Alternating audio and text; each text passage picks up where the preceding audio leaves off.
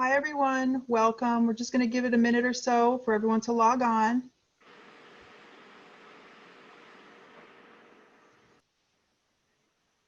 Okay, just in the essence of time, I'm just going to start the intro, and then I'm sure people will join and they'll just get caught up.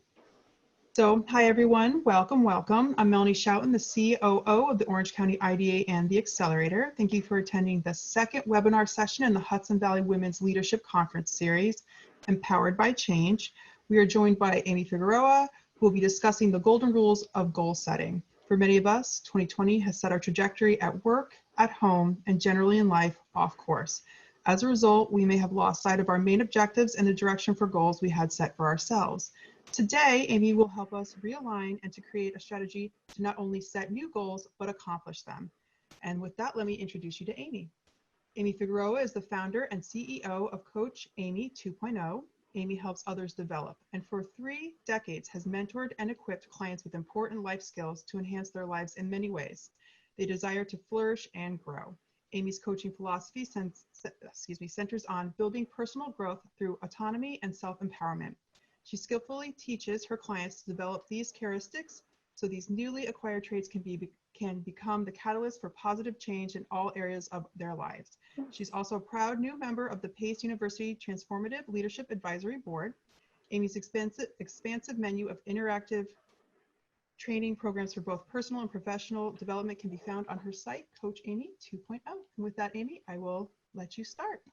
Thank you so much, Melanie, for that very warm welcome. And I'm wondering if you guys can hear me okay. Melanie, could you give me a sound check? Is that okay? Yep, you're loud and clear. Great, excellent. So hello and welcome in, everyone. I'm sure everyone's been busy today with their coming and going and working and getting involved in the conference. And I just want to tell you how excited that I am to participate in this whole movement of really empowering ourselves through changing times, and it's just a privilege to be here. So I don't want to, waste a lot of time on the fluff. I really do want to take a deep dive into this information. Now, let's just face it: goal setting.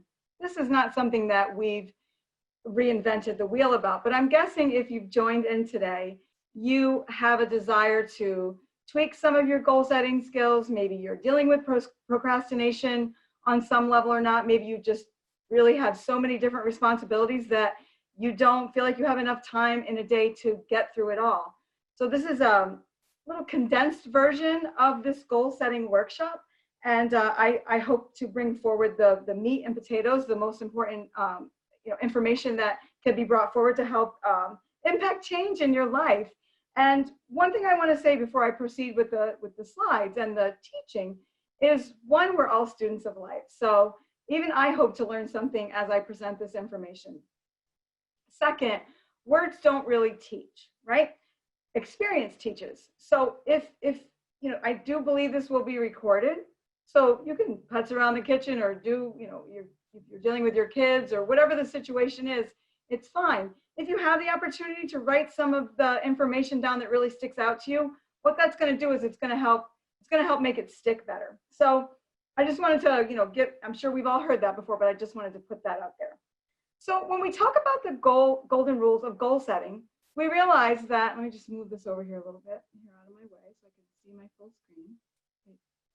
We all have dreams and goals, don't we? And achieving personal and professional goals, it requires planning. It requires an action. We can think about things up in our mind all day long, but if we don't put that into action and start taking steps to do something, to move those thoughts into action, then we're really just going in circles within ourselves. So learning how to manage our time and set realistic goals will help us increase our chance of success in all the areas of our lives. And so you're going to find at the bottom of almost every slide or every module some quotes. I'm not going to read those, but they're there for you to enjoy and take notes on if you're inspired. Now, what do you want? What do I want? What do you want? What does any of us want? Before we can really achieve anything in life, we have to know what it is that we're after. We have to decide that whatever that we're doing, and that we are doing or what we want to do is important and that it's worth it to us. Because if it isn't, we're not really going to put the time and the effort in to impact that change in our lives, whether it's a new behavior, hobby, just even the way you take care of your own home. So if you're passionate about something though, and you're really living in your purpose, you're going to be more likely to commit. And so again, this is a lot of information that I'm going to barrel at you right now. I hope that you're going to take something away, tuck something in your toolbox of life that will be helpful in helping you become more strategic about your next steps in your life. And it's going to make the journey so much easier when we hone in and we focus in on our goals.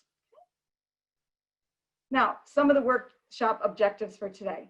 One is to overcome procrastination. That's a huge one for, I think, for all of us. Excuses, sometimes they're good excuses. Sometimes we're just busy. Sometimes we need, 25 hours in a 24-hour day, right? There's never enough time. Also, to be able to self-motivate, to be able to rely on yourself, your higher consciousness, as a catalyst to push you towards what you say you really want. We're also going to review how to create SMART goals, which I think we probably have all heard at some point in our life or our career, but we're going to brush up on those and then look at how we can align our actions with our desires, okay? And then ultimately create room for new behaviors and hopefully see progress in a very short period of time if we're true to ourselves and to the recipe. Sound good? It's different to, I've missed really presenting in a way that I can be in a live audience because there's an awesome exchange of energy, being able to see everyone's beautiful face. So I'm just imagining you all here while I talk to the little dot in my computer screen. And I hope that you're patient with me to know that, that this time is set apart for you. And I really do hope you, get the most out of this that you can. So module 1, let's talk about overcoming procrastination. We all do it, right? I'm not going to read slide for slide, but it's pretty big and bold for you guys to read for yourselves as well. Usually procrastination is going to occur when we avoid tasks, especially the ones that are not pleasant, right? We usually push off the things we like to do least until the end. And even when we perform work-related tasks instead of the ones that we dislike, we're still procrastinating. We're still guilty of it. I'm not going to go into a big list of the things that are my favorite and the things that are my least favorite, but I see that even as a coach, even with all the qualifications and education, we're humans, and that's just it's just a part of how we get about life, okay? So has anyone ever heard of Eat That Frog? I think there was even a book written about that. But Mark Twain said that he said this as so it pertains to procrastination. And he said, if the first thing you do each morning is to eat a live frog, you can go through the day with the satisfaction of knowing that it's probably the worst thing that's going to happen to you all day long.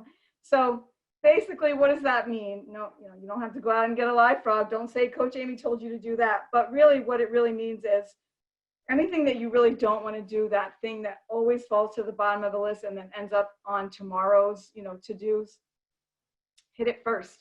Hit it, quit it, do what you have to do, and get it behind you. It's going to make you feel so much better, and it's going to make all those other tasks that you regularly enjoy even feel that much more empowering, okay? It gives you a sense of accomplishment when you just, take the bull by the horns and you decide, okay, I'm gonna take care of this and go, check all the boxes off. And then obviously when you eat that frog, when you take care of those, harder things first, you're going to be less tempted to procrastinate on other things. Make sense? Okay. Now, just do it, right? Well, easier said than done. What we need to do is, understand what our obstacles are. What do I mean when I say that? You know who you are. You know yourself better than any person in the room, in your home, in your life. And so sometimes it's just a matter of getting out of our denial. It's a matter of really facing and saying, you know what? There's these 12 great things about me, and these other 2 things are just like, these are the things that just make me feel like I'm hitting a brick wall every time I come to them. Discover what your obstacles are. Don't judge yourself over it, but just realize what they are. The awareness that you have when it comes to anything really is what usually helps us move to change, right? Because nothing changes if nothing changes. So discover what those obstacles are, and then decide that you're gonna remove them. You're gonna do something different to make and to cause a change. And then guess what? Reward yourself. Maybe there's things that you've been, behaviors or things that you've been procrastinating about. It becomes the same theme for you for years. And now by really accepting what they are, taking action steps to remove them, then why not give yourself a high five? Why not reward yourself for those things, And I'm just looking over my notes here to make sure I don't forget anything important else I want to say about that. But look, it's easy for all of us to procrastinate. We all have really positive qualities and strengths, and we all have those other things that are, I'm not even going to call shortcomings, the things we have to work harder at. We just have to just do it. Make sense? Great. So now when you look at the 15-minute rule, it's really basic and simple. We often overestimate the time it takes to complete a task. But the 15-minute rule, what it does is allows you to accurately time your tasks. When you follow the 15-minute rule, you set a timer for 15 minutes. That's as simple as it is. And you work on that task for 15 minutes. You should stop working on that task when the time is up. And then you'll be surprised how many tasks you can complete within 15 minutes. Now, most of us work, most of us have one job, two jobs, many things that we juggle. So it's not always the case that we can get up every day and just set 15-minute timers all day, right? But when you have the opportunity, or when you have those, those goals, those new goals that you're bringing into alignment with your purpose and what you want, and you set a timer on those things, it's going to help you to stick to them more, and it's going to help to show you how much time we actually really waste in a day, whether it be on social media, the phone, just things that do not serve, they don't serve our highest good in those moments. You'll be surprised how many tasks you can complete. And when you're able to complete those tasks, it makes it easier for the next day. And also for the next day, it shows you, wow, I can't believe how much I got done. And what happens with positive momentum like that, when you really build momentum, something happens within us, energetically, mentally, even physically, that gives us that gumption to want to go harder the next day. So all of that to be said, it's just try that. It's a simple thing. A lot of these suggestions in here are super simple. Everyone has a clock. We don't all have to go eat frogs. We know what that means, but you get what I'm saying. A lot of times, the size of a project can really cause that, sense of dread, that sense of, overwhelm, and again, contribute more to procrastination. And so when you look at something as being so huge, one thing I always say, I remember when I took over the territory in New York City, for the corporation I work for, I was like, I kind of said to myself, like, how? And I'm sure you've all heard this analogy, how do you eat an elephant? How do you do it? You can eat an elephant. Did you know that? You eat it one bite at a time. So it is with these larger projects that we have, it's important to chop them up and focus on one part of that task. If you have a large territory for work, or if you have, if you're running your own business and children, whatever it is for you, I don't want to project too much into that. You know what that is for you. Chopping that big thing up into small bits and chunking away at it one bite at a time, it's going to give you a sense of achievement.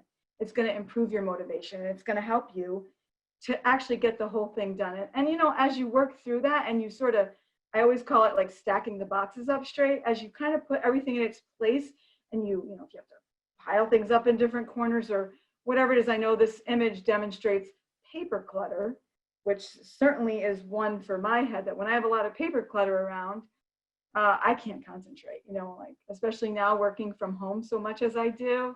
It's important for me that everything have its place in my home, which doesn't have to do with work, but because those two spaces have now become merged together, and because of the way my mind works and the way I know how I focus and how I work and how I concentrate better, those things have to all be in order. So whatever that is for you, make sure you honor that. Don't look at that great big thing as it's too much for you. You know, the pile didn't happen overnight. It's not going to, you know, get undone in 10 minutes, but it's possible to put everything back in its place and help improve your clarity. Okay. Now, guess what? If that's not enough about talking about procrastination, guess what module 2 is about? You guessed it, more procrastination. The thing of it is, I think, you know, this is like the hard part of the conversation. It's just a theme with us. We're human, and it's what we do. I don't know if you guys, you know, remember, or if anybody in the group here, I don't know how many people are here from, you know, high level corporate or, you know, just regular everything else, whatever, all walks of life. But, well, we used to watch SpongeBob in my house all the time when my kids were younger. And I'll never forget, you know, the one episode about a written test that SpongeBob had to take for his driving test. And he was avoiding, or, you know, something his driver teacher wanted him to do. And he was doing every single other possible thing that you can imagine, except for the one thing that he was putting off. And you know why we put things off? It's the funny part of it, is because we don't feel confident. Sometimes we feel, you know, inadequate, or we may feel like we don't quite understand, you know, what the message is, or, you know, we have to do this new type of thing for our job. And sometimes just that alone, when we don't feel confident, we project that on ourselves and we just keep pushing it aside. So, you know, it's not just enough to identify that we're avoiding it anymore. It's by saying, okay, I'm avoiding this. I'm aware I'm avoiding this. I know why I'm avoiding this, but I got to take control because I need to push through, or that's going to just sit there, or I'm not going to meet a deadline for work, or I'm going to let somebody else down that was expecting me to be there, whatever the case may be.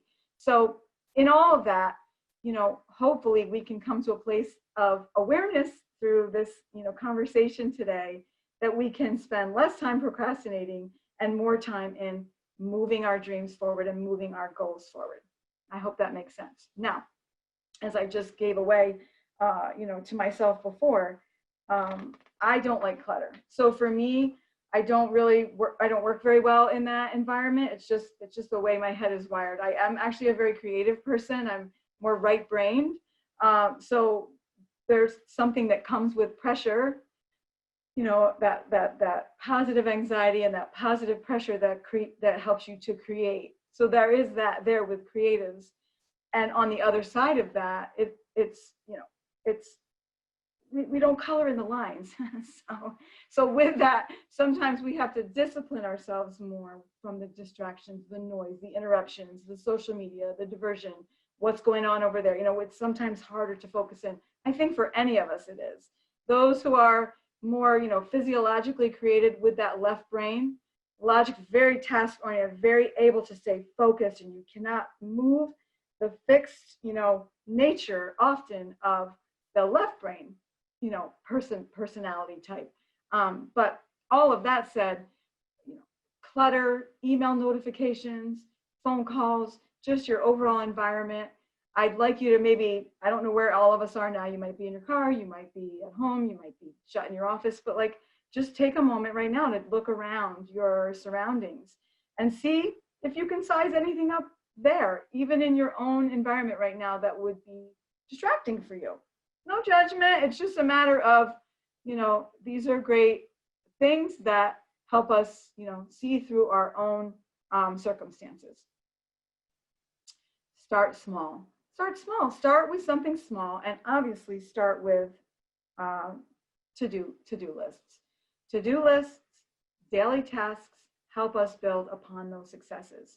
When you create a to-do list, right, you're really, like I told you about just words not teaching, when you're actually writing a list down, you are, you know, creating a sense of accountability to yourself. And seeing is believing. You know all the things you have to do, you know, in your professional life, your health, your personal growth, the kids, whatever it is. But when you write it down onto the piece of paper, these are the things I'm going to do today. You're creating, you know, a deal with yourself. You're creating an accountability factor to yourself. And, you know, it's really great if you can do that on a daily basis. And this is why, maybe you're not a list person, maybe you're not a person who has that discipline. I can guarantee you, if you really start chopping your days, your week up into days, right? And setting down your small goals, for Monday, I'm going to do this, Tuesday, I'm going to do this, whatever it is. If you start that practice, some people like to do a to-do list first thing in the morning. Others like to do it at the end of the day so that they know, okay, you're unwinding, you're relaxing, and you're going to say, okay, I'm going to review what I took care of today. These sound like very task-oriented type of things, but I'm going to review how today went. Did all my actions align with what I said I was going to do, and decompress, and then say, okay, and now while I'm going to fade, out for the night, I'm going to write down everything that I'm going to tackle tomorrow. Or on the other hand, if you're an early bird and you like to get up with the birds and it's best for you, you have the best mental clarity and the most inspiration in the morning, then get up and do it then. But the most important thing is, for a time, again, I'm guessing if you're here in this course, you have a desire to be more accountable to yourself, and you have goals and dreams that you want to accomplish outside of your regular. So try it. Try something new. It might seem a little weird or awkward or like one more thing to do in the beginning, but I think you will find that it will help you align with an overall better sense of well-being and progress. Okay. And then, of course, reward yourself. Implement a reward system for completing your tasks.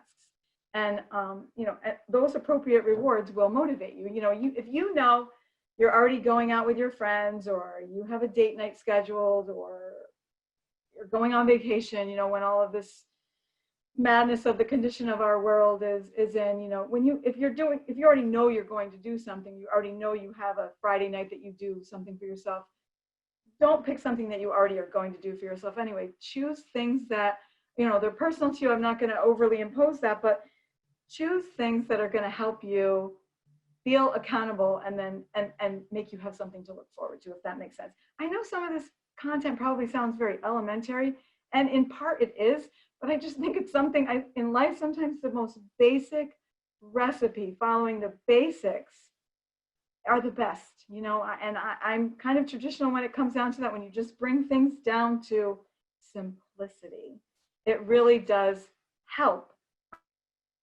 these times and days, because everything just seems like it's all over the place. Like, do you ever feel sometimes like there's just like so many things and so many responsibilities? It's like a bunch of popcorn, like one of those old popcorn machines popping over your head.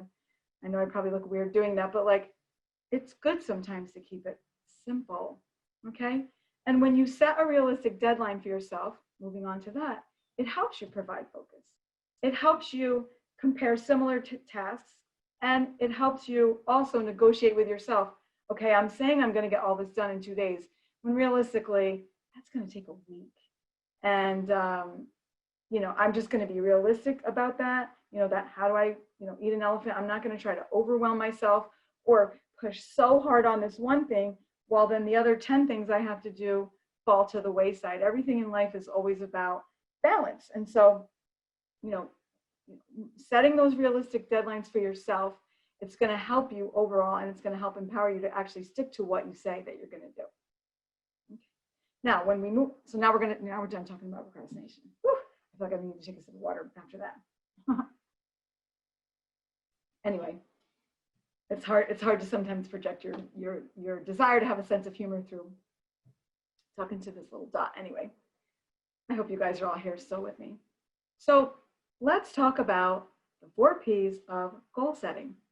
Now, we need goals to get things done. I mean, every day you're going to get up, you're going to get up, you're going to get up every day, and you're going to, go through the motions of the things that you do, your routine, your work, you get up and brush your teeth, right? All those things, are the regular things. But having goals are the things that, that are going to help us get things done. Not every goal is effective or realistic. Not that I'm, a Debbie Downer in any way. Like, I think shoot for the moon, in all things. But sometimes the way you word your goals, it will determine or not whether you're going to reach them, whether you're going to react, you're going to respond to those things that you're marking down for yourself. And when you establish those goals, right now we're going to talk about the 4 P's of goal setting. They need to be positive, personal, possible, and prioritized. Okay, so let's break that down. They need to be positive. Focus on the achievement. Focus on the bottom line. Sometimes, if you say, I'm going to do a marathon, and all of a sudden you're like 1 mile in when you've never done this, where you're like, what in the world was I thinking? You know, you had it in your mind that you wanted to run this marathon. You feel so excited when you see other people accomplishing it and people tell their story, and then you decide I'm going to run a marathon, and you start training and you realize, what did I say that I was going to do? Like, am I crazy? But when you focus on, you know, meaning it's hard sometimes. Sometimes it's hard to push through. Sometimes it's discipline to do the thing that you say that you're going to do. But you focus on the achievement. You focus on the finish line, right? You focus on that thing you said you were going to do that's just on your bucket list, or that you always said you wanted to do, and you don't focus on the pain or the sweat. You focus on the end goal. You focus on whatever that is within yourself, that you want to be a better person through that, whatever it is. It could be a marathon, it could be a dance class, it could be going back to college, it could be anything you want it to be. Let it be positive, and be positive in the way you phrase it, you know, and be specific, okay? Be really clear with yourself and your accountability to yourself, exactly what it is you're trying to accomplish, okay? And they need to be personal, right? But, you know, if you're not living someone else's life, live your life. You're not living my life, I'm not living your life. We can have motivations, we can be inspired by others. It's so important. We all should have that, mentors. But your goal, plus it being personal to you, is what's going to equal its effectiveness. You're not living someone else's life. You know, you can look up to someone, like I said, not to be redundant, and say, I would really love, if they can do it, I can do it. And it's a passion I have. And, you know, you can gain, you know, information from studying those things. But that goal has to be personal for you, for it to have any meaning, and for you to see the fruit and the reward of that. Okay? And then they need to be possible, meaning be honest with yourself, assess your talents, and put in the work. You know, I'll put it like this, you know, and I'm not cutting on anything. I'm just trying to be the most general and realistic as I can. Like, some people really want to be an opera singer. And the thing of it is, listen, I'm a coach, so I'm going to say anything is possible. It's my position to say that. And, you know, and it's true. I also think that some of us, like I said, some of us are built with creative and right brain thinking, and some of us are built with left brain thinking and are very excellent at math and business. And, you know, we're all built with different things inside of us that are natural gifts to us. And some of us are built with a voice that can sing like an angel, and some of us are not. So in other words, if you want to become an opera singer, but your real strength is, you know, something else, you know, IT or whatever, you know, those things should align. So we should be honest with ourselves and say, you know, talking about lists, what are the things I'm really great at? And how can I celebrate that? How can I be honest with myself? I really want this, but it's mostly because of the way it makes me feel when I see a performer perform. Maybe sometimes that's just meant for us to enjoy and inspire us to be great at the other things that we're great at. And maybe sometimes it is that we never got that push we needed, and we never got that, you know, support that we needed to really fulfill something that it's always been inside of us all along. I can say this about goals and promise and possibility, is that typically when you have a burning passion inside of yourself about something, it's because it's already inside of you to do. Typically, those inspirations, they come from our higher consciousness. They come from how we were built. Just like BMWs are built with a BMW engine, you know, a Ford is built with a Ford engine, and a Porsche is built with a Porsche. We're all built with greatness inside of us, and we're all built with talents and gifts and things that have been planted in us all along. So like I said, not to be redundant, but if you have a desire for something, typically it's in there, just, you know, waiting to sprout up. So, but be honest with yourself and assess those talents, and then put in the work. Okay. Now, next, they need to be, oh, wait a second. Wrong button. Okay, maybe I need coffee.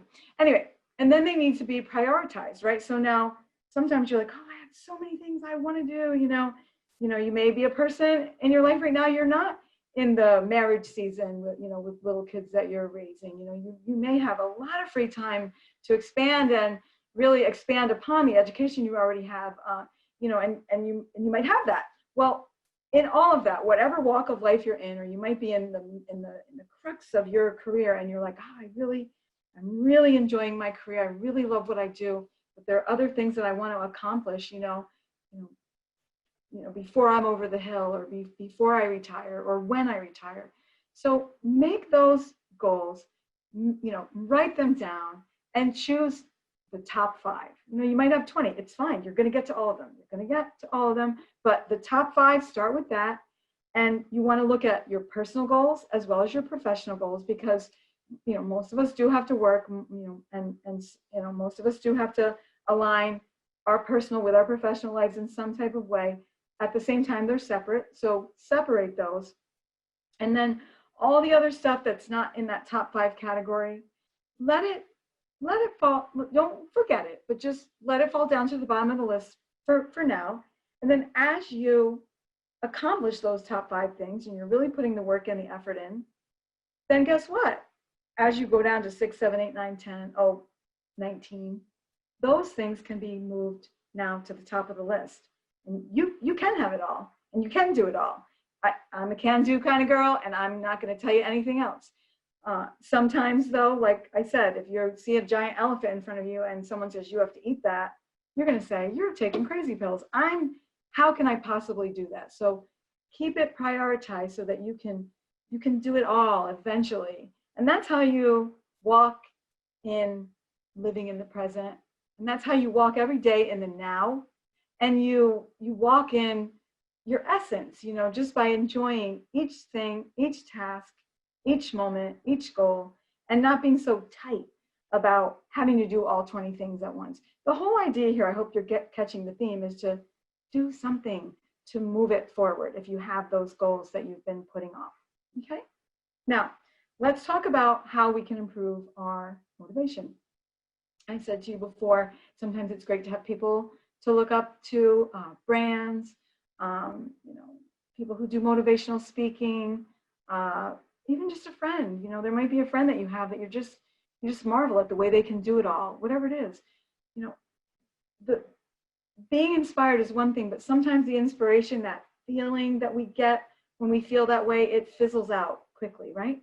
So we want to implement methods of motivation into our lives where when we're feeling that lull or when we're kind of falling off of our momentum, we remember those peak moments, right? So even writing those down and helping us stay positive, focused on those positives, helps us work through. Because like I said, even about running a marathon, it's not like you're like, oh, I'm going to run a marathon, and then all of a sudden you're going to do it in one day.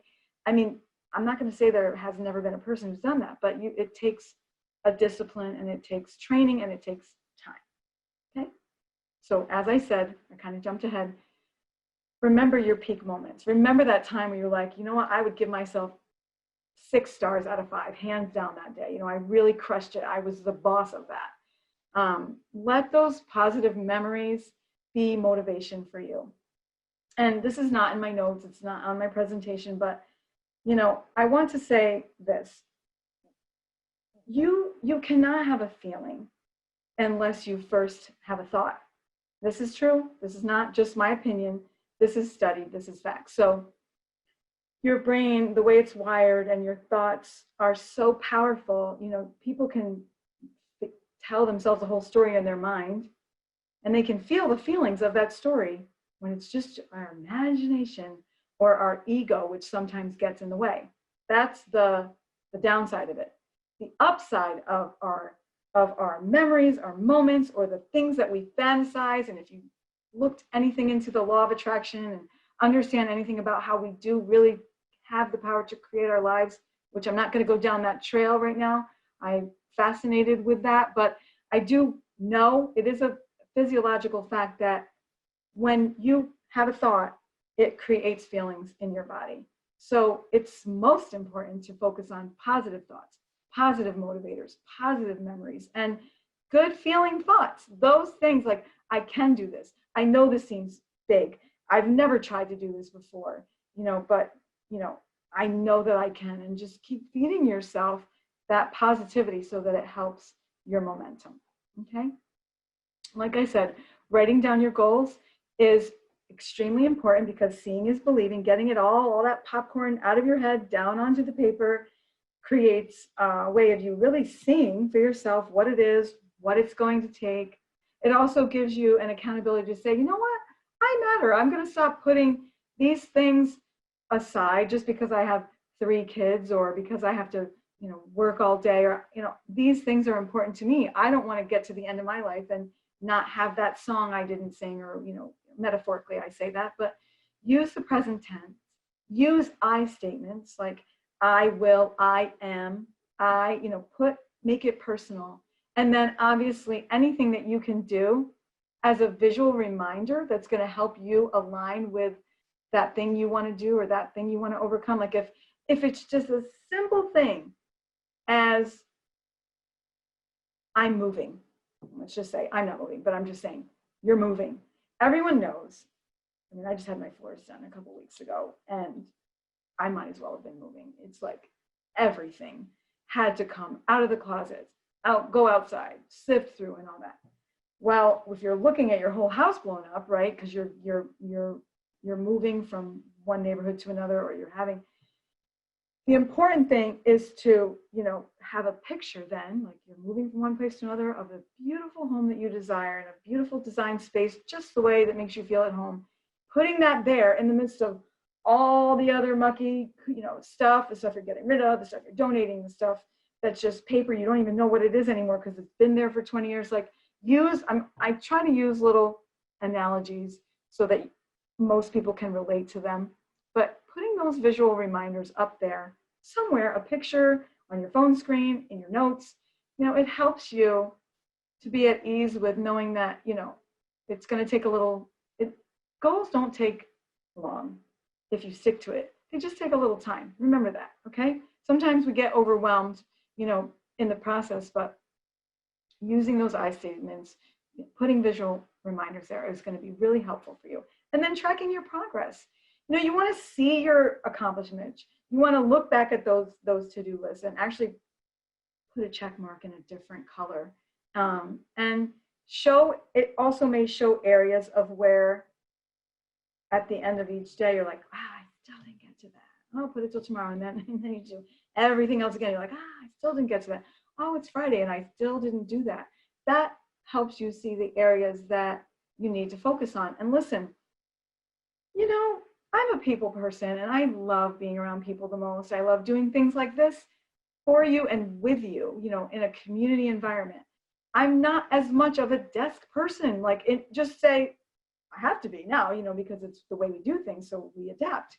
But it doesn't mean it's my favorite. My favorite thing is people and being with people and looking into someone's eyes and having conversation and just sharing energy that way. The important thing I'm getting at with that is that we all have those strengths and weaknesses.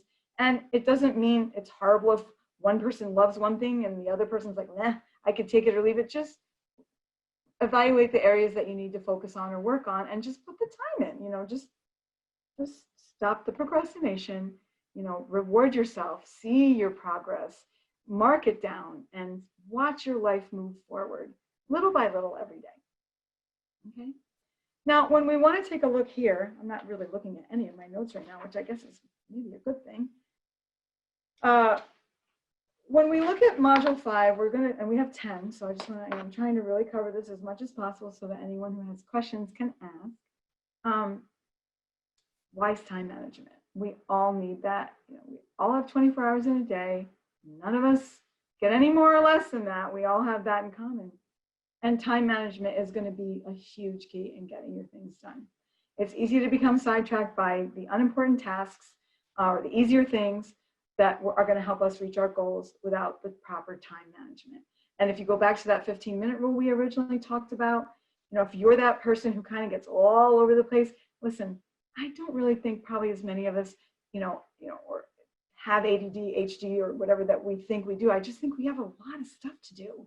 And it's like we're like an octopus and we have all these things, and so that would make any person, the strongest person, the most focused person, wear a little thin on all of those 8 different things that we have to do. So time management is critical for all of us, whether you're a president of a company or you're just a starting up a business or you work for someone. Whatever the case is, we all have those hours in a day and we want to make the most of them. So following strategies that are going to help you navigate your time more wisely is going to be helpful for all of you. And honestly, it's going to make your home life much more satisfying, because face it, pre-COVID, you know, most of us who worked out in the field, we're with the people we work with more than we are even in our own homes. So following strategies are going to help us to all of the above, but also I feel it's going to bring a greater harmony in our home space, which is really the most important space of all. Okay. Now, when you look at the urgent and important matrix here, it's very self-explanatory. When you're doing your, you know, we've talked about to-do lists and goal lists. We've talked about all kinds of lists, right? You're going to need a few notebooks, right? But the important thing is to look at what's the most important then out of all that and urgent. And then like, okay, this is important, but it's not as urgent. This is urgent, but it's not even important, but it's got to get done because it's urgent, right? And then it's not an urgent or not important. And a lot of us, if you've ever taken a step back and if you have an iPhone and you look at the little scorecard they show you at the end of every week about how many hours a day that you're spending on your phone, you know, on your phone screen. I mean, when you really look at that, you realize, and all of us should be able to admit it to some degree, that there are things that we do spend time on that are not important or urgent at all. And your life matters, and your goals matter, and your family matters, and your career matters. And all of that is much more urgent and important than half the stuff we waste our time with. And I'm not trying to preach. It's not like that, but I'm just saying it's something for us, especially when our world was faced with, you know, the crisis of a pandemic. I think it really did cause us all to, it's like we didn't even have a chance to cut the light switch out. It's like the plug got pulled. And I think it did for most of us allow us a chance to change and grow and evolve. And so with that in mind, as the world continues to open slowly but surely, not to make it about that at all, but you know, it's a great time to it's always a good day to exercise mindfulness. But you know, screenshot this or you know, look back over the notes, but really do that self-evaluation of where you're spending your time, and then look at that now against how you're going to prioritize those days. Now, when you talk about the 80-20 rule, basically the 80-20 rule should be completely linked to your goals, okay? And once you prioritize your goals, you should spend most of your time working on the 20% of activities that you know will move you forward, right? So even if it's only 20% of your actions, look what that comes to. It comes to results. And it's just no different than if I go outside in the summer and I'm gardening and I plant tomato seeds in the ground, I should be expecting to get a tomato plant. I should not be expecting a watermelon from the tomato seeds I planted. And so your actions are gonna give you a direct, you know, result of what you're putting your time into. So that's really important. Like again, I'm not really a big math girl, but honestly, numbers are important and they do help us to stay aligned, accountable to ourselves, accountable to you know, our respective responsibilities. And so, you know, I hope you'll take that visual and really look at yourself and where, you know, and even things that I think it's so fantastic that it's like, wow, I put this off for so long. Module 1, the procrastination piece. I finally this week put 20% of my effort into this one thing I've been wanting to do for so long. Wow. It took me a whole year to actually get off my procrastination horse, put a little action towards it. And I can already see, you know, that, you know, usually is sometimes what the breakthrough is getting over the procrastination. I think that's why there's 2 modules on it, right? Anyway, I digress. Utilizing your calendar. Now, keep your calendar with you. You know, we all have, you know, calendars in our phones and such.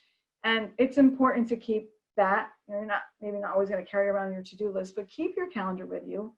Obviously, list out your appointments, list out your day events. But the thing about the calendar that's important is to avoid notes. You don't, again, going back to clutter, the more you clutter the calendar up, which is really going to serve to be that clean copy of what I need to do. Okay, it says include phone numbers here. That will apply to anything associated with business and things you need to follow up with. But utilize your calendar, but keep it clean. Use your notes for your notes and keep even that organized, because it's going to help you stay. It's going to help you like see what you're even looking at. I mean, sometimes like there's so many notes, you're like, I don't even know what I'm looking at anymore. So, and I'm very candid. What you see is what you get. So, some of the examples I give are just me being very candid about, about how that is for myself. Okay. Now, creating a ritual is also something, it's like this. We get up. I have a ritual in the morning. I get up, I make my iced coffee, and I make a green shake. I do it every morning. That is one thing that is actually a ritual. Sometimes I change the flavor, but usually not.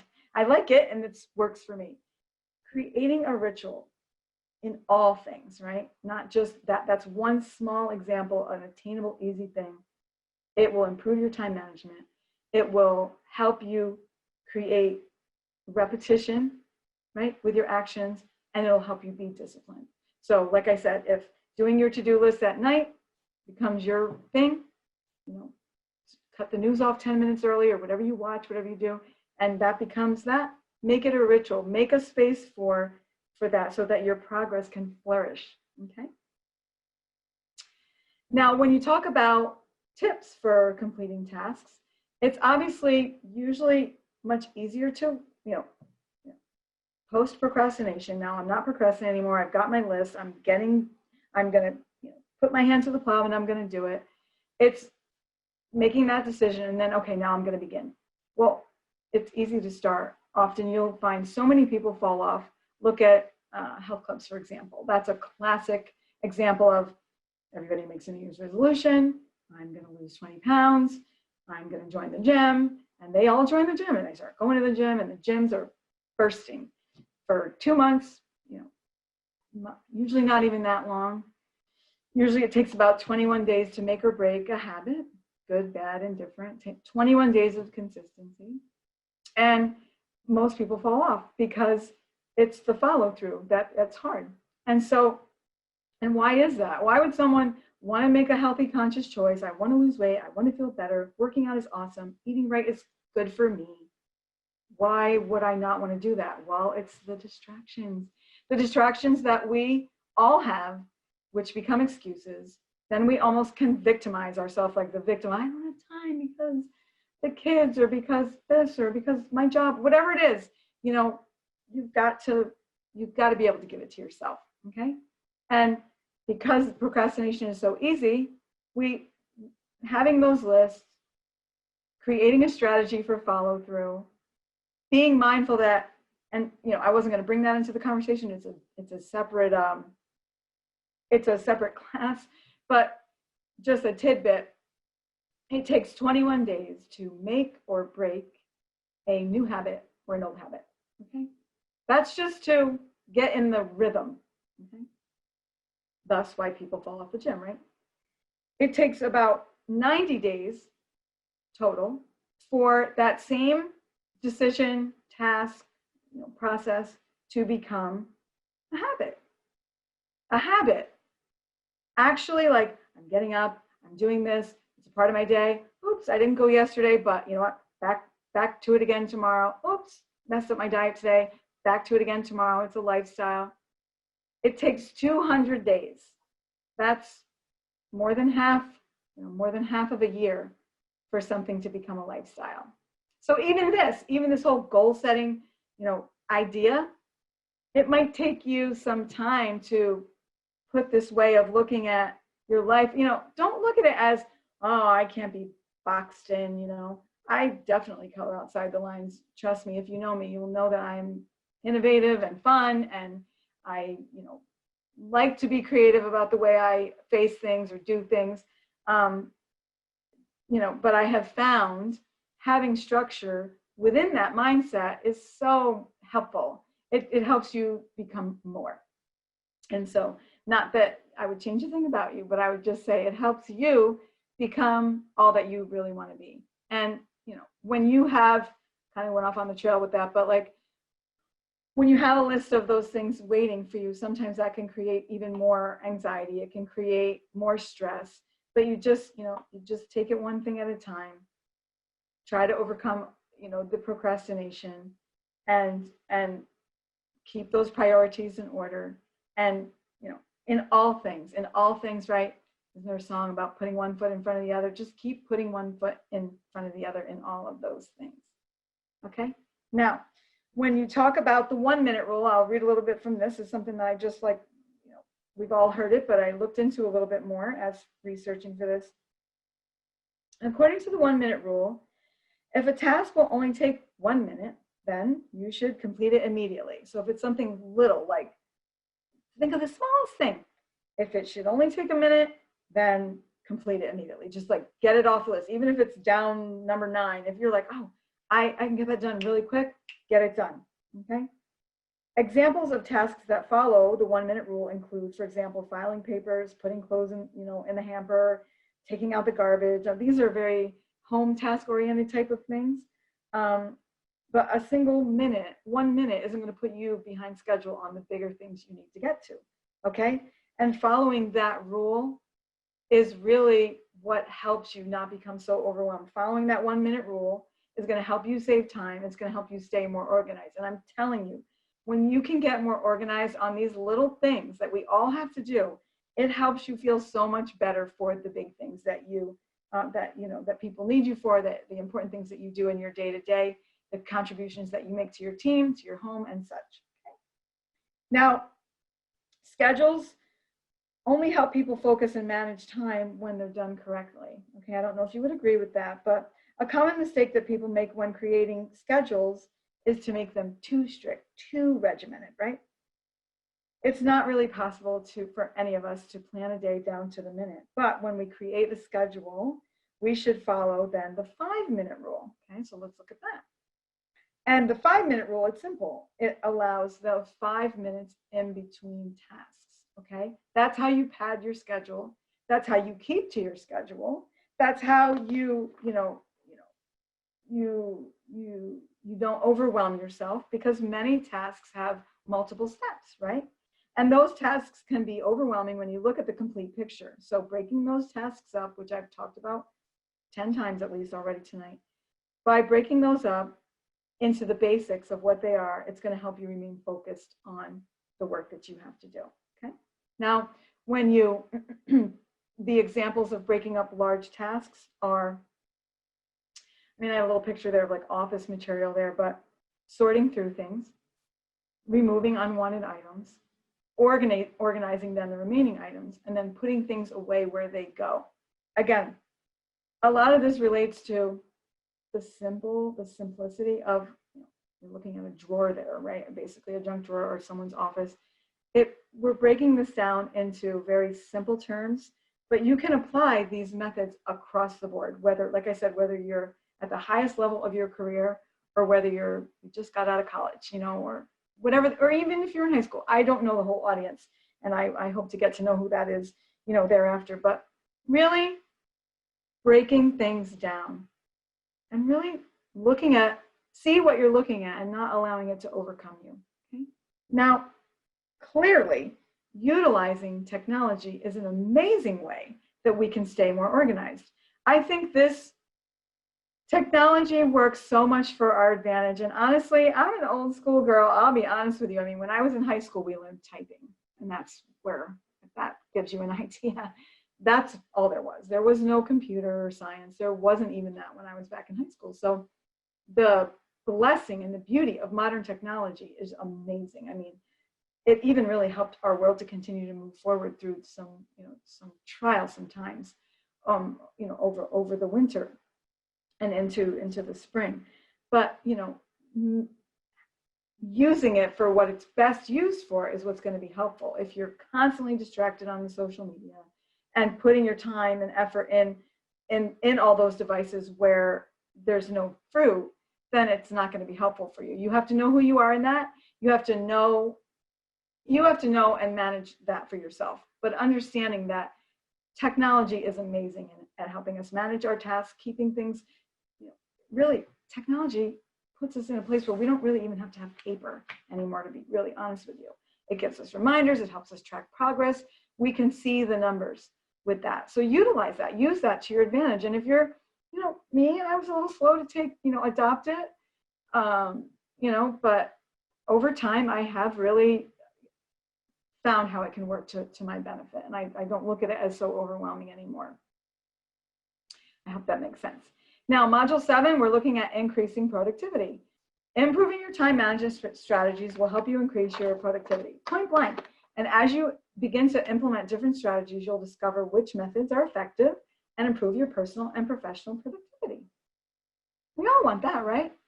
You got to repeat what works, right? What works for me might not work for you. We might not, people don't like the same music, people don't like the same drink. People are not wired the same. Use what works for you. What's working for your friend Sarah might not work for Mary. I don't really know, but discover what works for you and adopt that as a part of your daily routine. Make a ritual. Try different strategies. You tried something, someone tried, you're like, that just didn't really stick for me. Try something else. But what you should always see in your life, especially when you're going to become more mindful of goal setting and strategizing for your next steps in life, you should always see the needle moving up. You should always see an improvement in your productivity. And when you see that you flatline in certain areas or there's a dip, that's information that tells you something that needs to come back into alignment. It's nothing to give up about. It's just about staying in alignment and just watching that and keeping accountability and looking at how your productivity improves can also, going a slide back, can be captured through the technology that we all have access to today. Also, this might sound like a little pressure, but we need to get a little faster at what we do, right? By practicing even a little bit, helps with that. Using technology helps expedite things, as I just said. You can, I know a lot of people use, what was the big thing that came out? Oh boy. All these social media games. I haven't played it in a while, but things to keep your brain engaged. What's the name? Oh, it evades me right now. I'll probably remember it. Oh wait, sorry about that. I thought my ringer was off. My bad. I apologize for that. But games, staying engaged in reading even, really helps your brain stay alive. Games, tasks, apps, computer programs, those are things that are going to help you, that you do regularly. It's going to, or even just like I say, typing. We're not using typewriters anymore, but try to improve your speed a little bit on things and not make it a game with yourself so that you can become more efficient, if that makes any sense. Okay. Now, what we definitely want to try here is to remove the should. I should do this. I should do that. Shoulda, woulda, coulda. Words impact your life. Just like I said, sometimes our thoughts align with our feelings and our actions. The words that you say to yourself, the words that you put out, the things that you think are gonna either make or break your success process, your next successes. So avoid those uncertain things. Shift your vocabulary from, I can't do that because blah, blah, blah, or I should do that, but, but is a verbal eraser. I'm not sure if you know that. So it's like we say all these great things, and then we say, but it's like we just took all those things and we erase them. So remove but, remove should, remove those. And I just put a little demonstration up there of positive affirmations that I put in a collage for a little thing that I did once. And speak those positive words of affirmation. I can, I will, I'm going to, I'm so happy that, and put it in those terms in a way that you can really, your actions are going to rise or fall to the occasion of your thoughts. And I really want you to get that. I don't want to over spiritualize things on that note, but really, when you keep telling yourself, I can, I will, I'm going to, you start to see it more. And the more you see it, the more your actions are going to align towards moving towards that goal. And that's a fact. It's not even an idea. I've seen it at work in my own life, and I challenge you to try that. Positive affirmations, definitely removing that negative chatter from your mind, and You know, I think we've all at some point in our life want to, play the pity card, because we've gone through things, and I've gone through things, and you've gone through things, and we've all had things. And, it's true. And those things, definitely can be make or break situations in our lives. And I also know that with all of that, those things build our character. They give us tools to they show us that we're stronger than we ever possibly thought that we were. Those things, those pity times, or those times we feel like the victim, or like we have no control.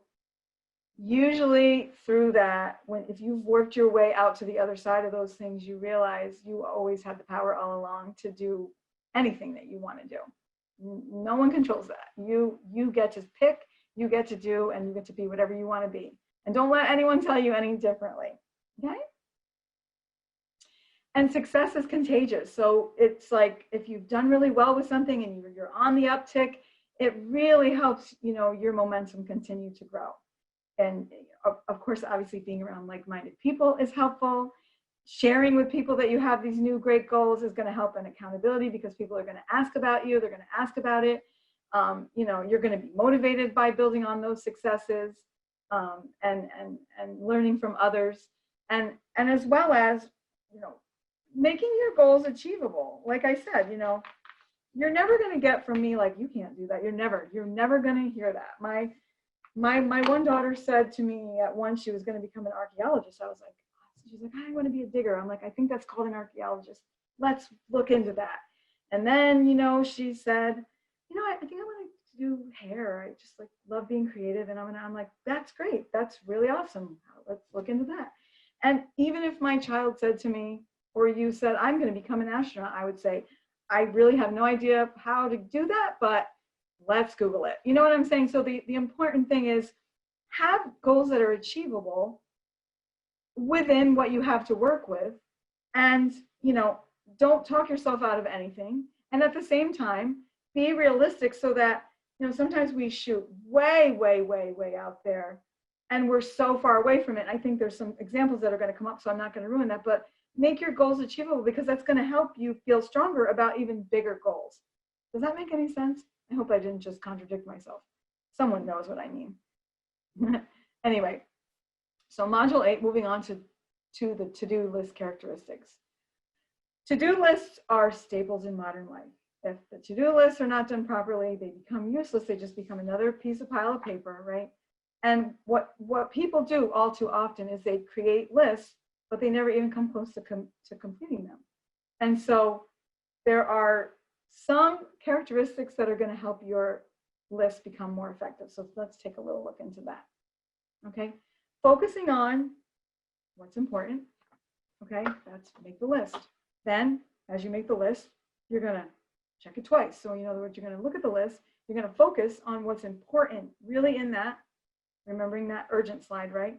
And then you're going to cut it down. You're going to cut it down in a way that you're like, okay, here's all this.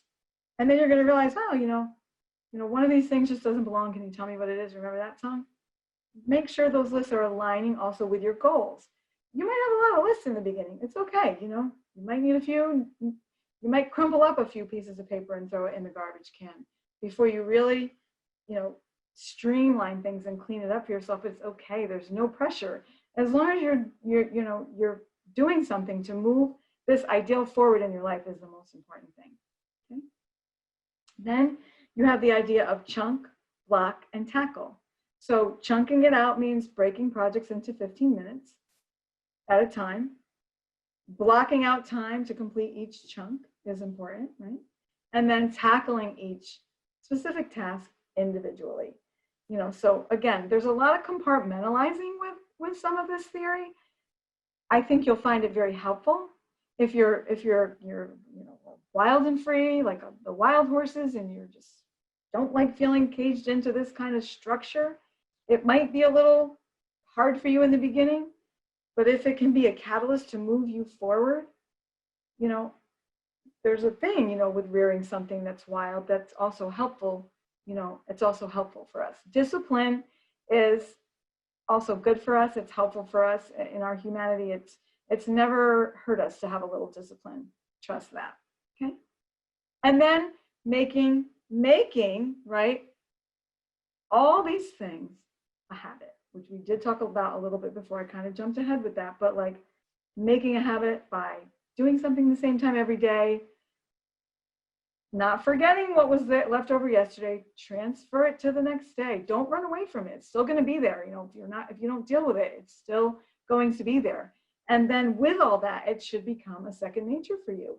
You should see the needle moving onward and upward, right? You should see a consistency. You should see growth. You should see all of those things adding to, you know, kicking it up a notch and 2.0ing your life all the more. Now, when you look at planning ahead, you want to schedule, you can use a timer and work on your focus. I mean, those are just three. If you know me, I'm very talkative. You might have caught that on with that, but like, it's just so simple. Make a schedule, set your timer on it, and focus in. 1, 2, 3, okay?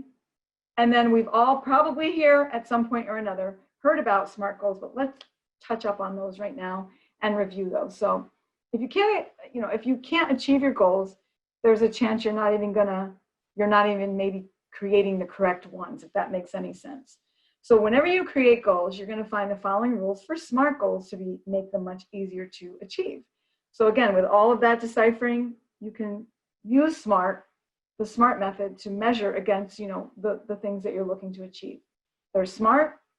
Goals are specific, they're measurable, they're attainable, they're realistic, and they're timely. Okay? Let's look at those. So a general goal is like, I want to make more money. But a specific goal would be more like, I'm seeking to earn a promotion with a pay increase. See how one is like, I want to make more money. We all want to make more money. Even the people who make a lot of money want to make more money. So that's very broad and general. So hone it in, make it specific, okay? General goal again, when you talk about measurable, I'm going to work on a book. I think we've all probably said we're going to write a book, and we probably should. But you know what? I'm going to write 10 pages a day to work on my book. I'm going to write 10 pages a day for my book or of a book. That's the difference between general and measurable, okay? Attainable. Now this one, I almost changed this. I'm going to be honest with you because I'm like a big thinker. Attainable, unattainable, earn $1 million in the next 3 months. Well, I don't know if I agree with that because I think anything is possible. But for the sake of the example, unless you win a lottery ticket or do something really great with the stock market or birth an online business through this whole environment, which some people have done great things with the last 6 months of our lives, it's less attainable to say, I'm going to earn $1 million in the next 3 months. But it's more attainable to say, I'm going to earn a $2 an hour raise for my next review. I would say way more than 2. I'm just saying. But I'm just saying. What we're saying here is make it attainable. If I look at it like this, let's use a round number. If I'm making $100,000 a year, and I'm not saying I am, I'm not saying I'm not. If that's what it is, an attainable goal might be, that with a measurement might be, within 2 years, I want to double my income. That's very possible to me with all the different ways and means of, most of some of the most successful people do not just have one job. And millionaires, multimillionaires, huge brands, they have at least 7 things that they do. So it is far more attainable to gain just more than a $2 pay raise, maybe with one specific job you have. But make those ideals attainable so that you can actually step back in 3 months, 6 months, at the end of the year, your year-end review, and feel rewarded for that goal. Your actions are going to align with the more that you want, whatever that is. Okay. Now, realistic, I've referenced marathon running. An unrealistic goal might be to say, I'm going to run a marathon, but I'm not going to train, but I'm going to do it. I'm going to do it. Yeah, you might last 2 miles in, and then you could hurt yourself, right? But a realistic goal is I'm going to complete a marathon after I've trained for a whole year. And that means every day, right? That alignment process, you're going to get up in ritual, in that routine, and you're going to have your coffee, or you're going to do whatever, and you're going to go do your run before work or whatever it is, right? So those are, these are how you can align those SMART goals into your personal process right now. Now, timely, a general goal would be, I'm going to complete a computer training course. And then a timely goal would be, I'm going to complete a computer training course within the next month. So putting guardrails, around us humans, it's a good thing. It's something that's there to really help you. Okay. I'm not going to beat that to death because I'm pretty sure everyone here has heard of SMART goals. So I'm not sure I could add or take anything away from that. Now, she's going to leave on this note? No. But here's the thing. Oh, I said but. Is anyone paying attention? Mistakes happen. Right? Making mistakes is not, it doesn't make you any more or less of a man, woman, mother, father, husband, wife, professional. We make mistakes, we're human. We have these ideals, we're going to put them in place. We have pressures from work, we have everything that we have. But no matter how well we prepare sometimes and how many precautions we take, sometimes we just make mistakes. They're a part of life, they're a part of our humanity. And no one is saying, even if you don't put some of this stuff into practice for 21 days straight, as we talked about habits and lifestyles, it's fine. Stuff happens, right? Without mistakes, we really don't grow and learn. So it's like, it does give us that juxtaposition, that way of really, it's called mirroring in some other types of conversations. When we make those mistakes and we're humble and we seek to find the lesson in those things, we bounce back, we learn, we move forward, we realize, I'm definitely not going to do that again. That was a failure, that didn't work. So all of this information, take it easy on yourself. Just make the decision and then start to align with a new way of doing things. I'm guessing if you're here, you want to achieve different goals, greater goals, new goals. If you're in this room, if you're in this Zoom, there's a reason for that. So this is for you. Now,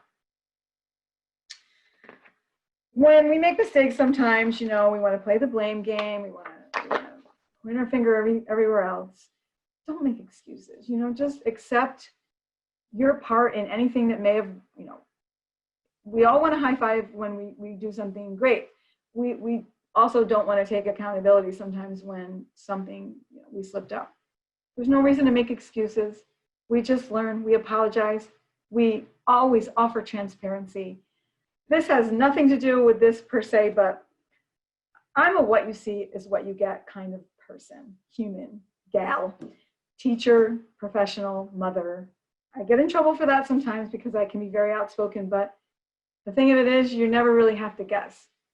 When people, dumb down the truth, it's often out of fear. There's no reason for that. Be yourself, be your awesome self. All the positive qualities you have, and even the things that need work, just be honest about that. And be humble about that enough to say, I'm not that great at this, but with your coaching or with your help or with your leadership or with, that class, I know it's going to improve, whatever that is. Never feel afraid to be wrong or to have made a mistake. And definitely, most especially with yourself. We sometimes do that. Things don't go according to plan. And pardon me, we allow that to define us and then we remain stuck. Don't allow your mistakes to paralyze you. Living in fear, it stunts your growth. It causes you to make more mistakes then, because then you're losing your positive momentum and you're doing that pity card thing. You'll get back on track. You keep the positive attitude in the face of those mistakes. You see them as opportunities for growth. You persevere and you focus on your future. You bounce back. When you bounce back once, you're like, well, I bounced back before, so I'm going to do it again. All of those things build awesome character inside of you. And I mean, to me, I would be nowhere near the person I am. And, some people love me and some people I'm not their thing. And either way is fine, but the truth is, I would not be the woman I am today, the woman, the professional, the parent, without the challenges that I faced, in my life. And so, some of these images demonstrate a corporate look, for some of us here who are not in the corporate sector of life.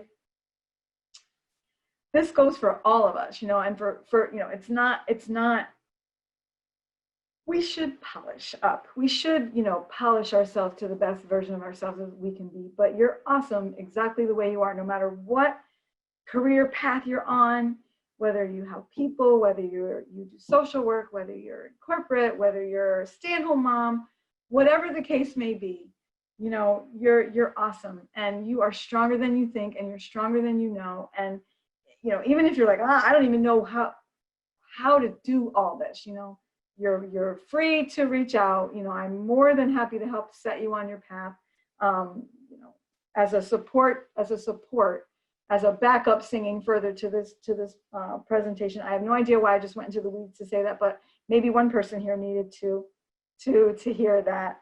I kind of got a little carried away.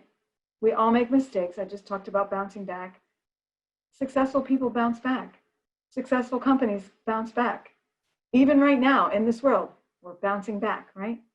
Keep the positive attitude, keep the motivation up, and trust the process, okay? We adapt, we learn, we look at what went wrong, we talk about why it happened, we discover how it could have been prevented, right? And we keep moving forward in all things. We ask for help. I used to be so scared to raise my hand in class. I go way back to the school days.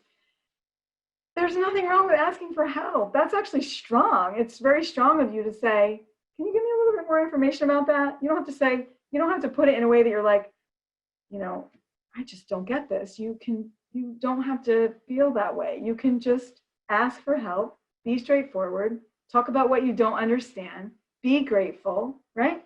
And don't feel guilty. Don't feel guilty to ask for help. It's in our humanity. If we were meant to walk around on this earth, for ourselves only, how would life be? We might as well be robots, right? We were meant to come to have this human experience. It's fun, it's gritty, it's sticky, it's muddy, it's messy, it's happy, it's successful, it's failures, it's everything. So, I encourage us to really be able to humble ourselves to ask for help, no matter what title we hold. We need each other, and I think it's a very fitting time to really remind us of that. Okay, we're here. We're at the end. But here's the thing: we're at the end of the presentation. The journey to improve your goal setting skills has begun because you showed up today. So high five yourself, right? But words don't teach, like I said. Experience does. Action does. Make this happen for yourself. Whatever this conversation meant for you today, make it happen for yourself. And there's nothing more empowering than an individual saying, I'm going to do something, putting the work in to do it, and then seeing the evidence of the fruit. At the end of that, there's just nothing like that. Money can't buy that. A motivational speaker can't give you that. Not even a class. This class is giving you some information you've probably heard before. Maybe you haven't heard it quite this way. Maybe you were brushing up on it. I guarantee you that all of us can use this. And for more information on how you can level up your personal and professional life, you certainly can visit me at my website.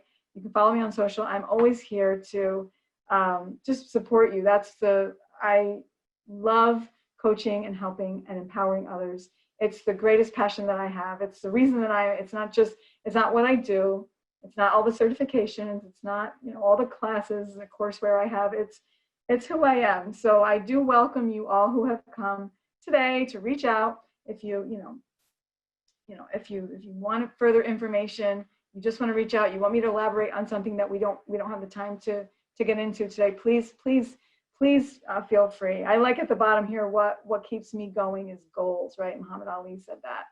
A couple other words from the wise. You need to overcome the tug of people against you as you reach for your goals. Because look, when we set out our mind to do something, you're going to have the haters. Like haters hate. What are you going to do? That's what hate is. Like people who go against sometimes your own family when you're trying to accomplish something different, and it puts them at an inconvenience because you're not there on a Tuesday night to cook dinner anymore because you're taking a class or whatever it is. Sometimes people go against you. You got to push forward. You have to be true to yourself. Les Brown said, if you set goals and go after them with all the determination you can muster, your gifts will take you places that will amaze you. And I truly believe that. And then Picasso said, our goals can only be reached through a vehicle of a plan. And that summarizes everything we're saying here, in which we must fervently believe. So you got to believe it. You got to believe in what you're writing down, and upon which we must vigorously act. There is no other route to success. And that's that. Okay. So now I want to thank you so much for your time and attention. I hope I didn't put you to sleep or make you go drink too much wine. We are going to, I will state there, and you'll get some follow-ups that you can visit the website at www.coachamy20.com. You can email me at amy@coachamy20.com. And of course, I'm on Instagram, doing my little shout outs every day there of encouragement at Coach Amy 2.0. So I thank you so much. You see my telephone number there, all the same. You can DM me. I don't mind texting. I'm all up with technology. So I'm here for you in any way that's most convenient for you to reach out. I welcome that for you. And, I guess we'll take some questions now if anybody has any. I haven't put you to sleep. No, thank you, Amy. That was great. Just for everyone else, also all the attendees in the chat, I put Amy's website and her email for all of you to see. If anyone has a question right now, you can look at the bottom of your Zoom screen and you could type it into the Q&A section, and we'll be happy to answer that. While we wait to see if any questions come through, we also have 2 additional sessions, and you guys can always sign up from the hvwlc.com, and that's also in the chat. Susan says that was very awesome. Thank you, Amy. That's a great presentation. So we'll see if we have any other questions. Just, tomorrow at 10 a.m. we have Karen Washington, Redefining the Power of Community, and Thursday at 10 a.m. we have Courtney Edwards, Mindful Self-Care as a Leadership Strategy. I don't see any questions coming through, but I think that's because there's an extremely thorough presentation. I've stumped them. Thank you. That was fantastic. Thank you so much, and thank you everyone for attending, and we appreciate it, and hope you join us for our other 2 remaining sessions. Yes. All right. Enjoy, guys. Don't forget to set those goals. Make it happen. Thank you, Amy. Thank you, everyone. Take care. Have a good night.